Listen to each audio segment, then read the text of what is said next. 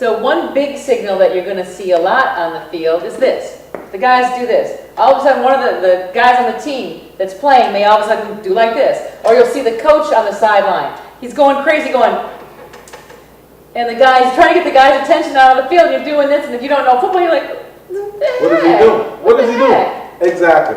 And let's give you a term that you can throw across your dinner table as well at your husband or that significant other, the zebras, the referees and the officials. There you go. As I told you earlier, we have about 7 of them in our game. Some are located directly in the middle of the defense. Some are located directly behind the offense. You got side judges, but basically you'll see them. They're in black and white stripes. Of course, that's the name zebra. And they're the guys that are trying to be signaled the timeout. When you see a T like this or someone putting their hands up like this, generally they're calling for timeout. If you see the head coach doing it, he generally does like this. They put it anyway. When you see the guys tapping on their hands, creating that T form, they're asking for a timeout, and you've got to get it to the line official, to one of the referees. They've got to signal it. They'll blow it, and they'll shut the clock down right at that second. Okay, so in the middle, in a game, you can't just call a timeout whenever you feel like it. Correct. When you call that timeout, you better mean it because you only get how many per game? You get 3 timeouts per half, 6 a game, and trust me, you don't want to call them inadvertently because when you call a timeout and you don't have one, you see what's called the flag or a penalty, and that takes yards away from your offense.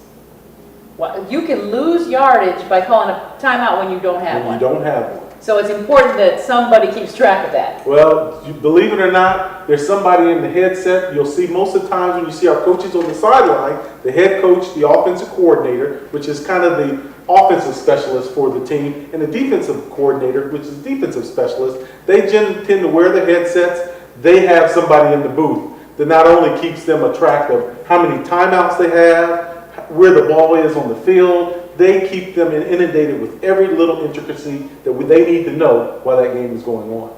Now, before we get out of here today, how do we substitute a player? Let's say that somebody's out there and they are just not having the day they're supposed to have. And as a coach, you say to yourself, time to get him out of there. How do you get somebody out of the game? Well, in every play that's run, you got the 4 downs.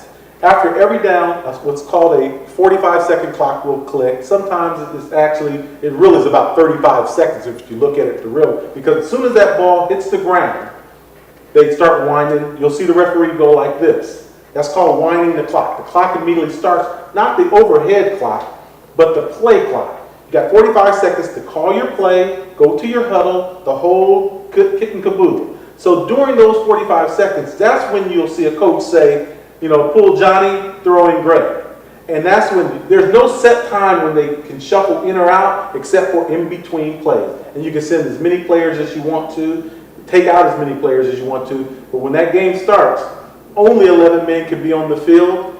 Don't put 12 because if 12 men are on the field, whether he's in the huddle or not, a flag will go up, another penalty, and that will also either take yards away from you as an offensive team or you can give yards as a defensive player, as a defensive team. They will give them yards for having more men on the field. Wow, so it's important to remember 11 offense, 11 defense. Use your timeouts wisely. You only get 3 per half. And make sure that you've got the right amount of guys on the team at all times. That's football. It's just a game.